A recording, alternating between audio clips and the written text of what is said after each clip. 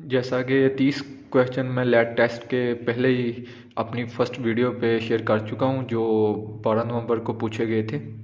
और ये 31वां का जो है ना, पाकिस्तान का सबसे बड़ा डैम पूछा गया था, तरबीला डैम।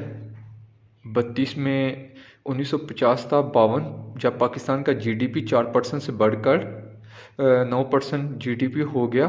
तो उस वक़्त कौन सी जंग लगी हुई थी? 4 ऑप्शन उसने दिए हुए थे, अभी राइट का मुझे भी नहीं इसका पता ना। नंबर 33, एक मुलाज़िम की पहले साल 10% सैलरी इंक्रीज़ होती है, फिर अगले साल जो है ना 15% सैलरी बढ़ जाती है। आप बताएं इसकी टोटल सैलरी कितनी बढ़ी? ये मैथ के पोर्शन में था। मैथ के आपको पता है या शायद नॉलेज में नहीं है। 5 मार्क्स आए हुए थे मैथ के ना पोर्शन के अंदर ना, एक ये था और ये 25% टोटल हो गई। ठीक है।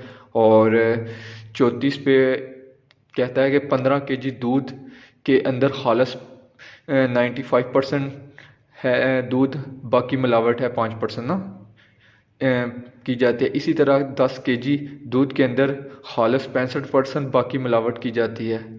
कहता है कि आप ये बताइए टोटल कितना दूध खालस है, ये बताना था। उसके अलावा जो है ना 35 पे क्वेश्चन पूछा गया था, कैप्टन कूल किस कैप्टन को कहा जाता है? MS धोनी। 5 ये क्वेश्चन हुए। फिर एक दफ़ा देखिए कि पाकिस्तान का सबसे बड़ा डैम जैसा कि तरबीला डैम है, ठीक है। और 1950 तक 52 जब पाकिस्तान का जीडीपी 4% से बढ़कर 9% जीडीपी हो गया, तो उस वक़्त कौन सी जंग लगी हुई थी? नंबर 33, एक मुलाज़िम की पहले साल 10% सैलरी बढ़ जाती है, फिर अगले साल 15% सैलरी बढ़ जाती है। आप बताएं इसकी टोटल सैलरी कितनी सैलरी बढ़ गई? 25%। चौथी नंबर ऑप्शन 34, 15 केजी दूध के अंदर खालिस 95% दूध, बाकी मिलावट की जाती है। इसी तरह 10 केजी दूध के अंदर खालिस 65%, बाकी मिलावट की जाती है। टोटल खालिस दूध कितना हुआ? नंबर 35, कैप्टन कूल किस कैप्टन को कहा जाता है? MS धोनी। 35 के बाद आते हैं 36 नंबर पे ना। 36 उर्दू का जहन में आया। उसने पूछा हुआ था कि मुल्तान औलिया कराम की सरजमीन है, क़ुवैत की रूह से किस तरह दुरुस्त है? उसने 4 ऑप्शन इनको दिया था। किसी जगह मुल्तान शहर औलिया कराम की सरजमीन है, किसी शहर मुल्तान। तो उसने कहा था इनको दुरुस्त जो है ना क़ुवैत की रूह से आप जो है ना सेलेक्ट करें। उसके बाद 37 नंबर पे कहता है कि पाकिस्तान इस्लामी मुल्क है, क़ुवैत की रूह से पाकिस्तान है। उसने 4 ऑप्शन दिए हुए थे, जैसे ये नहीं दिया होता कि इसम इसमें नकरा वगैरह ना, ऐसे उसने 4 दिए हुए थे। ठीक है, वो बताना था कि पाकिस्तान क़ुवैत की रूह से क्या है। और ऐसे उसने 38 नंबर पे पूछा था वो नाम जो किसी तहल्लुस की वजह से किसी शख्स का मशहूर हो जाता है कहलाता है? वो नाम तहल्लुस वो नाम जो किसी शख्स का तहल्लुस की वजह से मशहूर हो जाता है कहलाता है।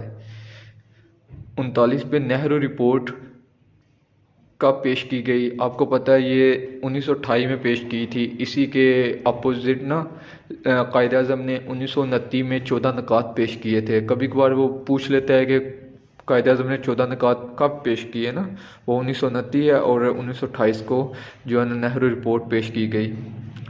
और 40 पे लोनसम का मुतरातब पूछा गया था। उसने इस तरह ये लिखा हुआ था जुमला ना कि एक स्टूडेंट जो है ना पहले दिन कॉलेज जाता है और वहाँ पे वो लोनसम जो है ना लोनसम के नीचे अंडरलाइन किया हुआ था फील करता है।